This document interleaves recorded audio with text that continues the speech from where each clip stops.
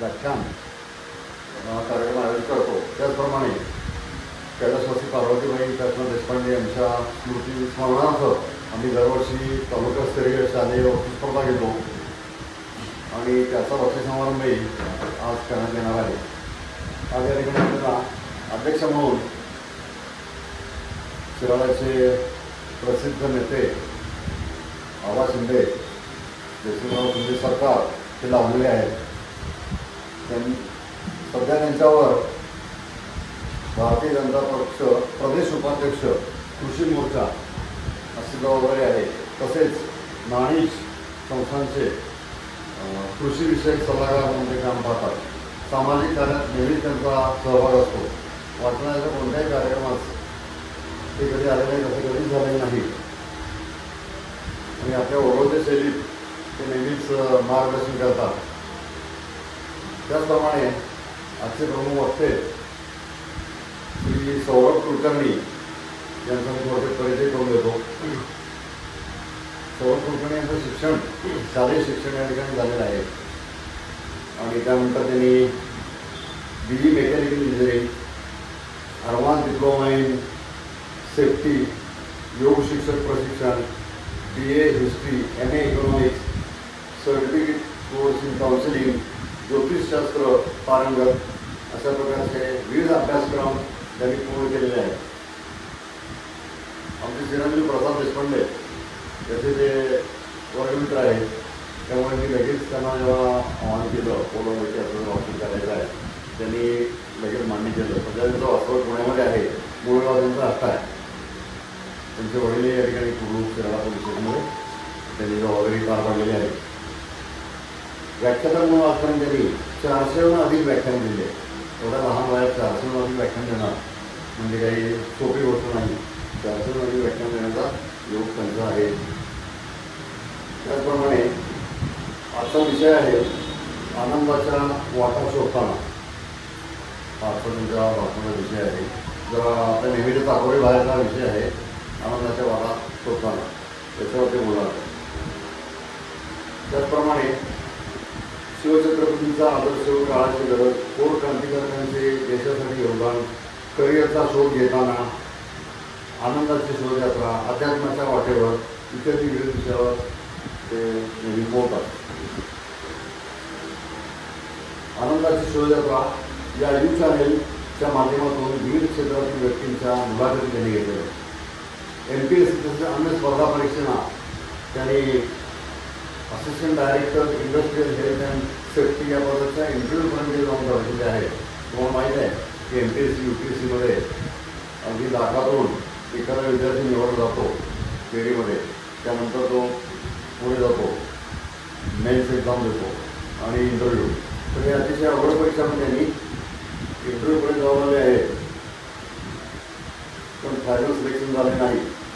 ITIमध्ये त्यांनी लेक्चर म्हणून काम केलेलं आहे।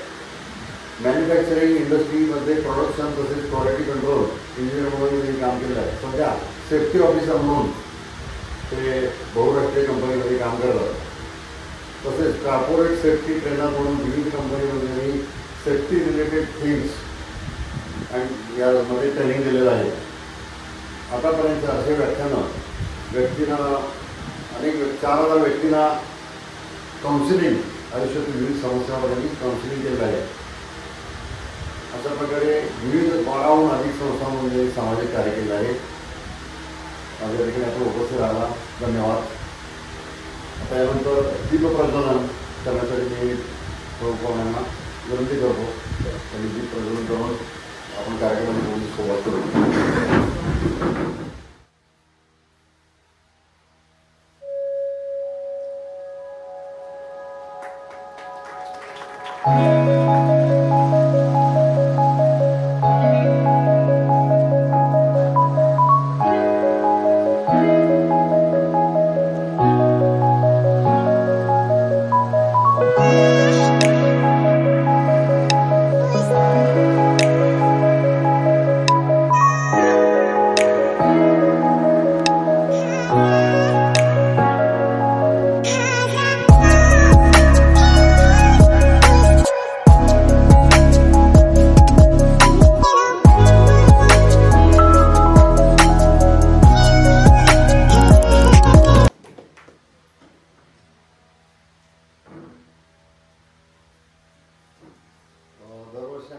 असताना काही ना काही भेटवस्तू देत असतो. आतापर्यंत ग्रंथ प्रदर्शनासाठी टेबल, कपाटं, रॅक अशा प्रकारच्या वेगळ्या दिलेल्या आहेत. यावर्षी आम्ही जुना देवळे विभाग तिथून नूतनीकरण करतो आहे. उभा करून चांगल्या टाईल्स बसवायचं काम सुरू आहे. जुनं काउंटर होतं ते सगळं वाढण्यात आलेलं आहे. तर आम्ही देशपांडे कुटुंबियांच्यातर्फे काउंटर प्रदान करणार आहे. संपूर्ण काम झालं काउंटर आणून तिथं बसवलं जाईल आणि त्यावेळी सुद्धा आपण कार्यक्रम घेणार आहोत. धन्यवाद. यानंतर मी आजचे प्रमुख वक्ते श्री सौरभ कुलकर्णी यांना विनंती करतो त्यांनी आपले व्याख्यान सुरू कर.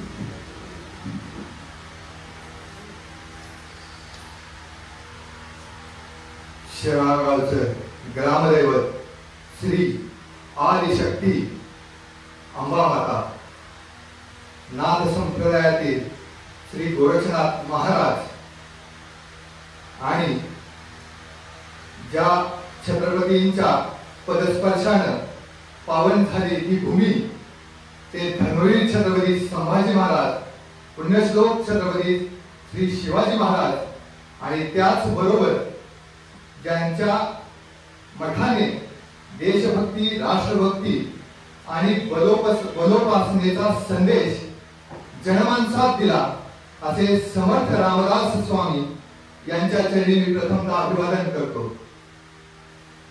गेले काही दिवसांपासून एक विषय सर्वत्र मांडत होतो. शंभू छत्रपतींचं बलिदान मांडत होतो. त्यानंतर शिवजयंतीचा कार्यक्रम होता. त्यावेळेला शिवछत्रपतीचा आदर्श काळाची गरज हा विषय मांडत होतो. आणि त्यानंतरच्या काळामध्ये एक गोष्ट मात्र राहून जात होती की हे सगळे विषय मांडत असताना आनंदाची शोधयात्रा किंवा आनंदाच्या वाटा शोधत असताना हा विषय का मांडायचा, हा विषय आपल्या समोर का मांडायचा. तर यासाठी मी आपल्या समोर सांगत असणारी उदाहरणं आपण ऐकली पाहिजे. याची या विषयाची पार्श्वभूमी अशी की ज्या वेळेला मी शिक्षण घेत होतो, इंजिनिअरिंग पर्यंत शिक्षण पूर्ण झालेलं, त्यानंतर पुण्यामध्ये असणाऱ्या एका कंपनीमध्ये काम करणारे एम्प्लॉईज कसे काम करतात, तिथली माणसं कशी काम करतात हे अभ्यासत होतो. आणि तिथे काम करत करत पुन्हा ठरवलं की आपण शासकीय सेवेमध्ये गेलं पाहिजे आणि त्यासाठी एमपीएससी ची तयारी सुरू केली. बरोबरचे सहयोगी अध्यायी आमच्या बरोबरचे अनेक अधिकारी होत होते आणि त्या अधिकाऱ्यांचं जीवन कसं असतं हे सुद्धा जवळून बघत होतो. पण दुर्दैवानं एमपीएससीच्या इंटरव्ह्यू पर्यंत पोहोचलो. Assistant director industrial health and safety नावाच्या क्लास 2 पोझिशनचा मी इंटरव्ह्यू दिला, परंतु काही मार्कांमुळे मला फायनल सिलेक्शन मिळालं नाही. पण त्यानंतर मात्र पुन्हा सुरू करायचं ठरवलं आणि पुन्हा प्रायव्हेट सेक्टर मधल्या एका बहुराष्ट्रीय कंपनीमध्ये मला नोकरी मिळाली. पण हे करत असताना एक मधला काळ होता की त्या काळामध्ये अनेक विषयांचं अध्ययन सुरू होतं आणि त्या कोविडच्या काळामध्ये हे सगळा प्रवास थांबलेला होता. प्रत्येक जण घरी होता आणि त्या काळामध्ये मी ठरवलं की आपण आपल्या संस्कृतीमध्ये जी शास्त्र आहे ती आपण शास्त्र अभ्यासली पाहिजे. मग त्यानंतर अभ्यास सुरू झाला. पहिल्यांदा सुरुवातीच्या काळामध्ये वास्तुशास्त्राचा अभ्यास केला. नंतरच्या काळामध्ये वास्तुशास्त्राचे काही प्रश्नांची उत्तरं मिळत नव्हती, मग हस्तरेषेचा अभ्यास केला आणि त्या पुढच्या काळामध्ये मी कुंडलीचा अभ्यास सुरू केला आणि त्यानंतर प्रत्येक व्यक्तीच्या आयुष्यात असणाऱ्या अडीअडचणी बघू लागलो. आजपर्यंत अनेक लोकांचं यशस्वी आयुष्य बघितलेलं होतं, पण तीच यशस्वी माणसं ज्या वेळेला या शास्त्राच्या अनुषंगाने त्यांच्या अडीअडचणी घेऊन यायला लागली त्यावेळेला त्यांच्या आयुष्याची दुसरी बाजू सुद्धा दिसू लागली. मग त्यांच्या आयुष्याची दुसरी बाजू कशी होती, एक वाक्य मला त्यातला एक सिद्धांत लक्षात आला. तो सिद्धांत मी अभ्यासांती आपल्या समोर मांडतोय. तो सिद्धांत असा होता की यशस्वी माणसं आनंदी असतीलच असं नाही. यशस्वी माणसं ही आनंदी असतीलच असं नाही, पण आनंदी माणसं यशस्वी असतीलच असं नाही. ती यशस्वी असू शकतात किंवा यशस्वी नसू शकतात, पण ती आनंदी असू शकतात. या संबंधित सांगायचं म्हटलं तर मी देशातल्या 100 श्रीमंत व्यक्तींच्या मध्ये एका व्यक्तीच्या घरी जाण्याचा मला योग आला. ज्या वेळेला देशातल्या 100 श्रीमंत व्यक्तींमधला तो बलाढ्याचा श्रीमंत व्यक्ती ज्याच्या घरी प्रॉपर्टी त्याची 15,000 कोटींचं मार्केट कॅपिटल असणारी त्याची कंपनी होती. त्याच्या घरी मी गेलेलो होतो. त्या घरी या स्वप्नांच्या अनुषंगाने गेलेलो होतो आणि त्या घरी गेल्यानंतर माझी ओळख त्यावेळेला एक व्याख्याता म्हणून नव्हे तर ह्यांचा शास्त्रांचा अभ्यास आहे म्हणून करून देण्यात आली. आणि अशी ओळख करून देण्यात आल्यानंतर त्यांच्याशी बोलत बोलत त्यांनी त्यांचा स्वतःचा हात दाखवला आणि त्यांच्या आयुष्यातल्या अनेक गोष्टींविषयी बोलणं सुरू झालं. त्यांच्या आयुष्यातल्या गोष्टींविषयी 10-15 मिनिटं बोललं. ते शांत चित्तानं ऐकत होते. आणि त्यानंतर मी त्यांना विचारलं की मला तुमच्याविषयी जे वाटतं ते मी इथं मांडलं. आता मला तुमच्या आयुष्यातली एखादी समस्या असेल तर सांगा, त्याच्याविषयी मी बोलेन. त्यावेळेला त्या 15,000 कोटींच्या मार्केट कॅपिटल असणाऱ्या कंपनीच्या मालकानं तिथं शेजारी बसणाऱ्या त्याच्या मुलाकडे बोट दाखवलं आणि त्याचा विषय विचारलं की हा माझा मुलगा आहे आणि ह्याचं एक ऑपरेशन करायचं आहे. हा मतिमंद आहे आणि ते ऑपरेशन मी करावं का? जगाच्या दृष्टीनं समाजाच्या दृष्टीनं तो व्यक्ती आज समाजातला एक यशस्वी पुरुष होता. परंतु त्याच्या मागे असणारं दुःख मी तिथं बघितलेलं होतं. हे दुःख बघितल्यानंतर मला असं वाटलं की हा व्यक्ती जरूर यशस्वी आहे परंतु तो आनंदी नाहीये. दुसरी गोष्ट अशी की काही दिवसांपूर्वी आम्ही एकत्र अभ्यास करत असताना आमच्यातलाच एक मित्र ARTO या पोस्ट वरती रुजू झाला. त्याला चांगलं पोस्टिंग मिळालं आणि पोस्टिंग मिळाल्यानंतर 2 वर्षांनी गणपतीच्या दिवसामध्ये म्हणाला की घरी आला नाही, बरेच दिवस घेऊन जावं. त्यावेळेला त्या मित्राच्या घरी गेलो. म्हणजे घरी गेल्यानंतर त्याच्या घरामध्ये अनेक विषयांवरती चर्चा चालू झाली. त्यानंतर त्याने तिथं असणाऱ्या त्याच्या खोलीमध्ये नेलं, घराचं दारबंद केलं आणि हात बघ म्हणाला की माझं आयुष्य किती आहे सांग. मला वयाच्या 34व्या वर्षी ब्लड प्रेशर आणि शुगरचा त्रास सुरू झालाय. त्यावेळेला माझ्या लक्षात आलं की हा क्लास 1 अधिकारी समाजाच्या दृष्टीने होता परंतु त्याच्या मागे असणाऱ्या शारीरिक व्याधी किती भयानक होत्या त्याला त्या झोपू देत नव्हत्या. त्यानंतरची गोष्ट सांगायची म्हणली तर कालच माझ्या एक ओळखीचे व्यक्ती आहे तर त्यांची मुलगी कॅनडामध्ये शिकते. तर त्या कॅनडामध्ये शिकणाऱ्या मुलीचा फोन आला की तुम्ही काही दिवसांपूर्वी मला सांगितलेलं की तू माझ्या नोकरीच्या संदर्भात तुम्ही मला मार्गदर्शन केलेलं आणि त्यावेळेला मला कॅनडामध्ये जॉब मिळत नव्हता. महिन्याभरानंतर मला जॉब मिळाला परंतु माझी आजची परिस्थिती अशी आहे की मला आता दुसरीकडे जॉब मिळत नाहीये. समाजात त्या मुलीला परदेशात शिक्षण घेतली म्हणून तिला मिळणारी प्रतिष्ठा फार मोठी होती परंतु गेले 4 महिने झाले त्या मुलीला आज झोप लागत नव्हती. अशी किती उदाहरणं सांगायची की अनेक यशस्वी आपण त्यांना आपल्या सामान्य लोक आपण त्यांना यशस्वी म्हणतो त्यांच्या आयुष्यातल्या काही दुःखाच्या गोष्टी सांगितल्या परंतु अतिसामान्य म्हटलं तर त्यांच्या आयुष्यातलं दुःख किती मोठं असतं सांगायचं म्हटलं तर ज्या वेळेला पालघर जिल्ह्यातलं वाडा नावाचं एक ठिकाण आहे त्या वाडाच्या जवळ काही इंडस्ट्रियल डेव्हलपमेंट झाली आहे. त्या भागामध्ये मला काही काम करण्यासाठी जाण्याचा योग आला. तिथे गेल्यानंतर तिथल्या अनेक लोकांना भेटत होतो. तिथे असणारा आदिवासी समाज पलीकडच्या जवळच्या बाजूला जो आदिवासी समाज आहे त्याच्या समाजाची स्थिती कशी आहे हे सगळं अभ्यासत होतो आणि माझं काम करत ह्या गोष्टींचं निरीक्षण करत होतो आणि त्यावेळेला तिथं असणाऱ्या कामगारांशी थोडासा संवाद साधूया म्हटलं. त्या कामगारांशी संवाद साधत असताना त्या कामगारांनी सांगितलेली गोष्ट अशी होती की मी म्हणलं तुम्ही कुठून आला कामासाठी इथं तर आम्ही नेपाळमधून इथं आलो. त्यांना म्हणले की तुम्ही नेपाळमधून इथं पालघर जिल्ह्यामध्ये काम करण्यासाठी आला मग तुमच्या आयुष्यातल्या आनंदाची गोष्ट काय असती. त्या माणसाने सांगितलेली गोष्ट प्रत्येकाला लक्षात ठेवा की आपण भौतिक सुविधा आपल्याला भरपूर मिळतात परंतु त्या व्यक्तीने सांगितलेली गोष्ट अशी होती की मी नेपाळमधून मलेशियामध्ये कामासाठी गेलो आणि मलेशियामध्ये गेल्यानंतर मला काही त्रास शारीरिक व्याधी चालू झाल्या. त्यावेळेला मला तिथं कोणीच नव्हतं, मला घरी जाता येत नव्हतं म्हणून मी मलेशियातनं भारतात कामासाठी आलो. किमान माझ्या घरी कोणीतरी गेलं तर मला इथून घरी जाता येईल हाच माझ्यासाठी आनंद आहे. म्हणजे विचार करण्यासारखी गोष्ट होती की मला ह्या सगळ्या गोष्टी अभ्यासल्यानंतर आम्ही सर्वसामान्य मध्यमवर्गीय कुटुंबातल्या लोकांच्या अडचणी तर प्रचंड आहेत आपल्याला प्रत्येकाला त्या माहित आहेत त्याच्याविषयी बोलण्याची गरज नाही. पण हे सगळं बघितल्यानंतर माझ्या डोक्यामध्ये एक विचार आला की गौतम बुद्धांनी काही 4 आर्य सत्य सांगितली होती. त्यातलं पहिलं सत्य होतं की जीवन दुःखमय आहे. हे तर मला तिथं करून चुकलेलं. मग नंतर त्याचं दुसरं कारण आहे दुःखाचं कारण तृष्णा आहे म्हणजे इच्छा आहे आणि त्याच्या पुढे गौतम बुद्ध सांगतात तो अष्टांग मार्ग सांगतात. परंतु हे सांगत असताना मला गोष्ट अशी वाटली की तुमच्या माझ्या दृष्टीने तुमच्या माझ्या आयुष्यात आपण आनंदाच्या कोणत्या गोष्टी कोणता असतो, तर आपल्या आयुष्यातला आनंद कसा असतो आणि तो आनंद किती काळ राहतो. आपण ज्या वेळेला आपल्या आयुष्यामध्ये आपण एखादं वाहन घेतो, आपल्या प्रत्येकाच्या आयुष्यामध्ये आपण एक इच्छा असती, आपल्या प्रत्येकाची एक सुप्त इच्छा असती की आपल्याकडे किमान टू व्हीलरचे वाहन असावं. तर 2 चाकी वाहन घेतल्यानंतर आपल्याला आपल्या आयुष्यामध्ये एक ती अचिव्हमेंट वाटते की ती 2 चाकी आपल्याकडे गाडी येते. त्यानंतर आपली इच्छा वाढते, आपण म्हणतो की आपल्याकडे 4 चाकी गाडी आली पाहिजे. परंतु मी माझ्या आयुष्यातली गोष्ट सांगायचं म्हटलं तर ती 4 चाकी गाडी आल्यानंतर सुद्धा महिनाभर 15 दिवस तो आनंद असतो, परंतु त्यानंतरच्या काळामध्ये त्या गाडीवरती फडकं मारायला सुद्धा जायला आवड वाटत नाही, आनंद वाटत नाही.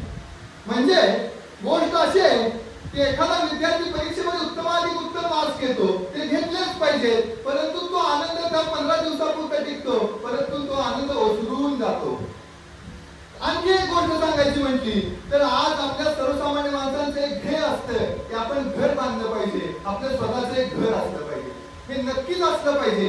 परंतु ज्या वेळेला आपण सर्वसामान्य माणसं 1-1 रुपया वाचून आपलं घर बांधतो, परंतु ते घर बांधल्यानंतर 1 महिन्यात 2 महिन्यात वर्षभरात त्या घराविषयीची आत्मीयता कमी होऊ लागते. हे कळल्यानंतर, हे ऐकल्यानंतर, हे वाचल्यानंतर, हे समजल्यानंतर मला एक दुसरा सिद्धांत खरा वाटू लागला. तो दुसरा सिद्धांत असा होता की सुखाला ओसरण्याचा शाप आहे, आनंदाला ते ओसरून जाण्याचा शाप आहे. ज्या वेळेला आपण एखाद्या पर्वतावरती जातो, त्या पर्वतावरून दुसऱ्या त्या पर्वतावरती गेल्यानंतर एका टोकावरती गेल्यानंतर आपल्याला आनंद होतो, तो आनंद काही काळ टिकतो, परंतु त्याच वेळेला आपल्याला दुसऱ्या पर्वताचे टोक दिसू लागतं आणि आपला आनंद ते टोक फिरवून घेऊ लागतं. मग याच गोष्टीमध्ये आपण आनंद मानायचा का? या भौतिक गोष्टींमध्येच आपला आनंद आहे का? हे असे अनेक प्रश्न माझ्या मनामध्ये निर्माण होऊ लागले. मग त्यानंतर मी विचार करू लागलो.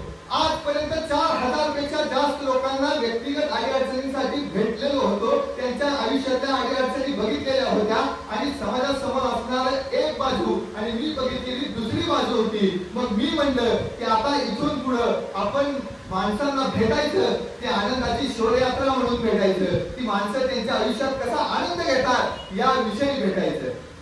आणि हे भेटायचं ठरवलं आणि त्याच वेळेला मग असे मार्ग शोधू लागलो. परंतु जाता जाता मला आपल्याला एक मजेशीर गोष्ट सांगायची की मी याविषयी सांगत असताना एक गोष्ट अशी आहे की आजकाल ग्रामीण भागात, शहरी भागात लग्नाची खूप मोठी अडचण आहे. पण हा लग्न होणं हा सुद्धा एक प्रत्येकाच्या आयुष्याचा आनंद असतो, महत्वाचा टप्पा असतो. परंतु लग्नाच्या बाबतीत एक मजेशीर गोष्ट सांगायची म्हटली तर लग्न असा हा एक किल्ला आहे की ज्याच्या बाहेर असतात ते आत जाण्यासाठी आसुसलेले असतात आणि जे आत असतात ते बाहेर येण्यासाठी गुदमरलेले असतात. अशी लग्नाच्या बाबतीतली परिस्थिती. दुसरी गोष्ट सांगायची म्हटली तर लग्नाच्या बाबतीत आणखी एक मजेशीर गोष्ट सांगायची म्हटली तर एखादा व्यक्ती यशस्वी दिसत असतो, परंतु बाहेर त्याचा प्रभाव असतो, घरी त्याचा पराभव असतो, कारण तिला त्याचा स्वभाव माहित असतो.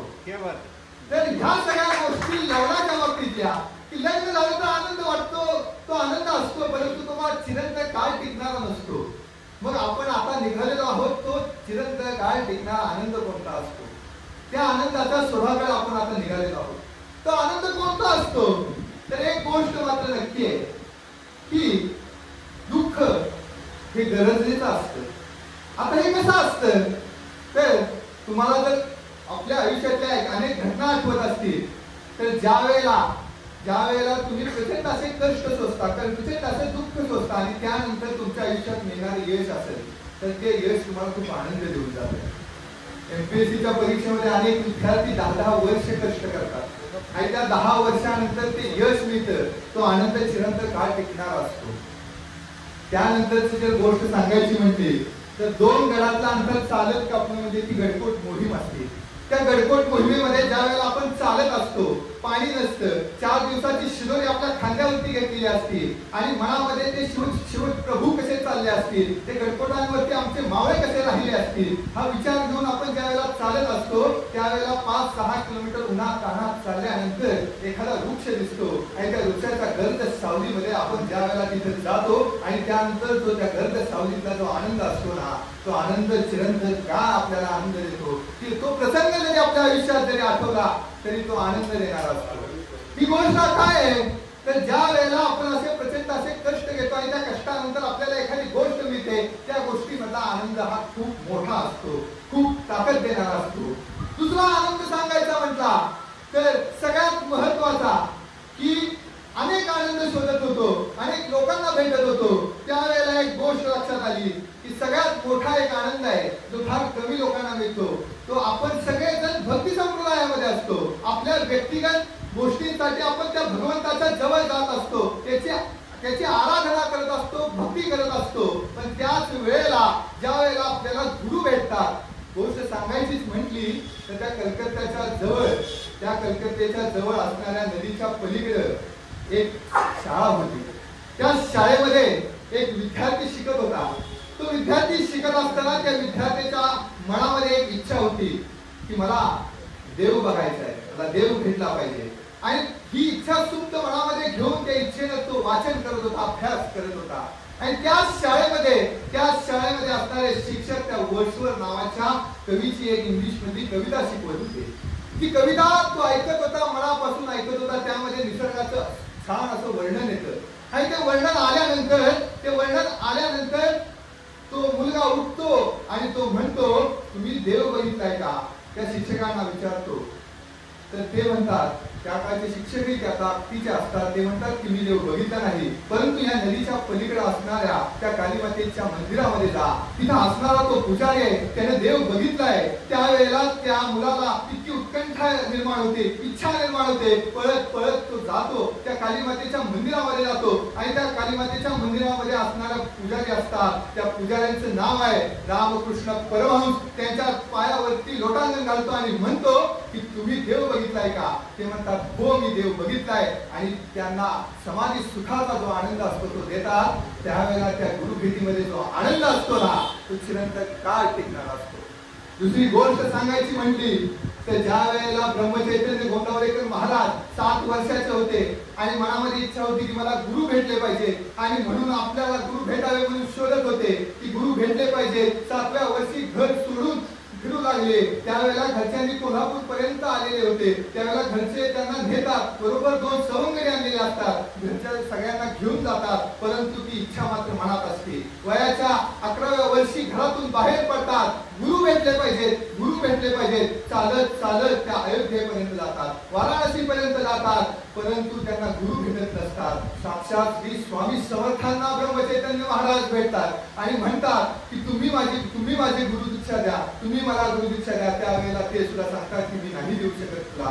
त्यानंतर गुरु भेटावेत म्हणून त्या नैमिषारण्यापर्यंत जातात. समर्थ रामदास स्वामी संप्रदायातले काही संत भेटतात. त्यानंतर त्यातले एक योगी सांगतात की तुम्ही त्या नांदेड जिल्ह्यातील उमरगाच्या ठिकाणी जावा, तिथे तुमची गुरु वाट बघतायत. त्यावेळेला त्या तिथून चालत चालत, अन्न नाही पाणी नाही, फक्त गुरु भेटावेत या इच्छेने चालत चालत त्या नांदेड जवळ येतात. त्या उमरगाच्या जवळ असणाऱ्या त्या गावामध्ये जातात आणि त्यांना त्या तुकाराम चैतन्य महाराज भेटतात. तो आनंद काय असतो, तो आनंद किती परलोकातला असतो, तो आनंद त्यांनी सांगितलाय. तो आनंद आपल्याही आयुष्यात आला पाहिजे. आपल्यालाही ती गुरुभेटीची इच्छा निर्माण झाली पाहिजे. ती गुरुभेटीची इच्छा कधी निर्माण होईल? त्यावेळेला आपलं अंतःकरण शुद्ध असेल. आपलं अंतःकरण कधी शुद्ध होईल? आपण नामस्मरण करू. आपल्या धनाची शुद्धी कधी होते? ज्यावेळेला आपण दान करतो, धन त्यावेळेला होते. आणि आपल्या मनाची शुद्धी कधी होते? ज्यावेळेला आपण नामस्मरण करतो त्यावेळेला होते. नामस्मरणामध्ये सुद्धा असणारा आनंद खूप मोठा आहे. तो आनंद कसा मोठा आहे तर तुम्हाला सांगायची गोष्ट की इथं असणाऱ्या काही एका कॅन्सर हॉस्पिटलमध्ये ज्यावेळेला गेलेलो होतो, त्यावेळेला तिथं असणाऱ्या त्या रुग्णांच्या न सोसणाऱ्या त्यांच्या वेदना बघितल्या, त्यांच्यासाठी देणारी ती पेन किलरची इंजेक्शन्स बघितली. आणि हे सगळं बघितल्यानंतर वाटलं त्याच्यावरती सोल्युशन काय आहे, आजच्या मेडिकल शास्त्राला काही सोल्युशन आहे का? त्यावेळेला मला एक गोष्ट माझ्या वाचनात आली की ब्रह्मचैतन्य महाराजांच्या संप्रदायातले एक योगी होते. तर ते योगी श्रीराम जय राम जय जय रामचा जप करत होते. आणि तो जप करत करत ज्या वेळेला त्यांना कोमामध्ये गेले, त्यावेळेला तो जप करत करत त्यांना हॉस्पिटलमध्ये नेण्यात आलं. आणि ज्यावेळेला त्या कोम्यातून बाहेर आले त्यावेळेला सुद्धा तो श्रीराम नामाचा जप चालू होता. जर आमच्या मनामध्ये जर ते नामस्मरणाचं ताकद, नामस्मरणाचं बीज जर रोवलं गेलं तर आम्ही सुद्धा अशा अनेक वेदनांवरती विजय मिळवू शकतो. हे मात्र सत्यता आपल्याला या ठिकाणी नमूद करावी लागेल. ही ताकद आहे चिरंतन काल आनंद देण्याच्या गोष्टीतली. गोष्ट सांगायची तर त्यावेळी समर्पणात खरा आनंद आहे. एक गोष्ट आहे, ज्या वेळेला दुष्काळ पडला ना, ज्या वेळेला दुष्काळामध्ये पाणी नव्हतं आणि आपल्या जनावरांना देण्यासाठी चारा नव्हता, त्यावेळेला एक शेतकरी उठतो आणि तो शेतकरी म्हणतो की मला चारा द्यायचा आहे, मला चारा नाहीये, म्हणून मी माझ्या बैलाला विकायसाठी निघालोय. त्यांच्या मालकीनीला सांगतो की बैलाला विकायला लागेल, आजपर्यंत तू प्रेमाने त्याच्यासाठी गव्हाचे हे दिले, त्याच्यासाठी चारा दिला, परंतु आज मात्र निसर्गाने अन्याय केलाय आणि आपल्याला या ठिकाणी काय करायला लागेल तर बैलाला विकायला लागेल. बाजारामध्ये जातो. बाळा, ही गोष्ट मनापासून ऐका, ही गोष्ट अंतःकरणापासून ऐका. आनंद कशाचा आहे तुम्हाला ह्यातनं समजणार आहे की तो शेतकरी बैलाला विकण्यासाठी बाजाराकडे निघालेला असतो. बाजाराकडे निघाल्यानंतर त्याला विचारतात की हा बैलाची किंमत काय. त्याला विचारल्यानंतर तो बैलाची किंमत काय असं विचारलं जातं. त्यावेळेला तो शेतकरी सांगतो की या बैलाची किंमत 50,000 रुपये. पण 50,000 रुपये सांगितल्यानंतर त्या शेतकऱ्याला तो दुसरा प्रश्न विचारतो, तुम्ही तंबाखू खाता का? त्यानंतर तो म्हणतो की का, मी तंबाखू वगैरे काही खात नाही. तर तो म्हणतो मला काय बैल द्यायचं नाही तुम्हाला. त्यानंतर पुन्हा एक शेतकरी येतो. तो म्हणतो की तुम्ही या बैलाची किंमत काय? तर तो म्हणतो की 50,000 रुपये. तोही म्हणतो की मी 50,000 रुपये द्यायला तयार आहे. पण तो विचारतो की तुम्ही तंबाखू खाता का? त्यावेळेला तो शेतकरी म्हणतो की तंबाखू खाता का विचारल्यावर तो दुसरा शेतकरी म्हणतो मी तंबाखू खात नाही. त्यानंतर तिसरा शेतकरी येतो. तो म्हणतो की मी 40,000 रुपये देऊ शकतो. तो म्हणतो की तुम्ही तंबाखू खाता का?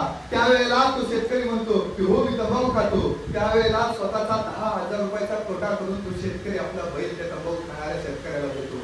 बाळांनो, याचं कारण काय असेल तर विचार केला तर ह्याचं कारण असं होतं की त्या शेतकऱ्याने त्याला तो बैल विकला, 10,000 रुपयाचा तोटा सहन करून विकला. त्याचं कारण होतं की ज्या वेळेला तो त्या शेतकऱ्याला तंबाखू खाण्याची तल्लफ होईल, त्यावेळेला तो शेतकरी थांबेल आणि थांबल्यानंतर त्या बैलाला आराम मिळेल. माझ्या राजाला मी आजपर्यंत प्रचंड असा जीव लावलाय, परंतु तो तंबाखू खाणारा शेतकरी थांबेल ना, त्यावेळेला त्या बैलाला माझा आराम मिळणार आहे, म्हणून मी 10,000 रुपयाचा तोटा सहन करून बैल विकलेला असतो.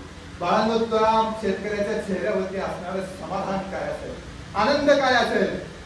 आजच्या काळामध्ये प्रेम नावाची गोष्ट फार विदूषित झालेली आहे.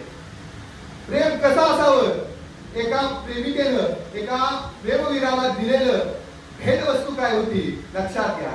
त्या दोघांचंही लग्न झालेलं असतं आणि लग्न झाल्यानंतर दोघंही कष्ट करत असतात, घरी दारिद्र्य असतं, परंतु ते ठरवतात की ह्या वर्षीचा आपला लग्नाचा वाढदिवस असणार आहे, तो फार आपण आनंदाने साजरा करायचा आहे. त्या दोघेही ठरवतात की ह्या वर्षीच्या लग्नाच्या वाढदिवसासाठी दोघेही कष्ट करत असतात आणि दोघेही ठरवतात की आपण एकमेकांसाठी काही ना काही गोष्ट घेऊन यायची. परंतु दुर्दैव असं असतं, दारिद्र्य असतं घरामध्ये आणि घरातलं दारिद्र्य इतकं वाईट असतं की त्या नवऱ्याच्या हातातलं जे घड्याळ असतं त्याला पट्टा तुटलेला असतो आणि त्या पत्नीचे केस मोठे असतात, पण त्याच्यामध्ये असणारा तो विशिष्ट प्रकारचा चाप नसतो. त्या दोघांनीही ठरवलेलं असतं की आपण पत्नीला चाप आणून द्यायचा आणि ती पत्नी म्हणते की मी नवऱ्याला घड्याळाचा पट्टा आणून देणार. आणि अशी गोष्ट दोघेही ठरवतात, दोघेही कष्ट करत असतात, त्यासाठी लागणारी रक्कम जमवत असतात आणि ती रक्कम जमवतात. दोघेही त्या दिवशी येतात, परंतु ती रक्कम जमवत असताना त्यांना काही रक्कम कमी पडत असते. ती रक्कम कमी पडते म्हणून ते काय करतात, ती जी पत्नी असते ती पत्नी आपले लांब सडक असे केस विकते गंगाजलासाठी आणि ती पत्नी केस विकते आणि पतीसाठी आपल्या पतीच्या लागणाऱ्या घड्याळाला पट्टा घेऊन येते. आणि जो पती असतो तो पती आपल्या हातातल्या जो घड्याळ असतं फक्त त्याचा पट्टा नसतो, ते घड्याळ विकतो आणि पत्नीसाठी त्या केसामध्ये लागणारा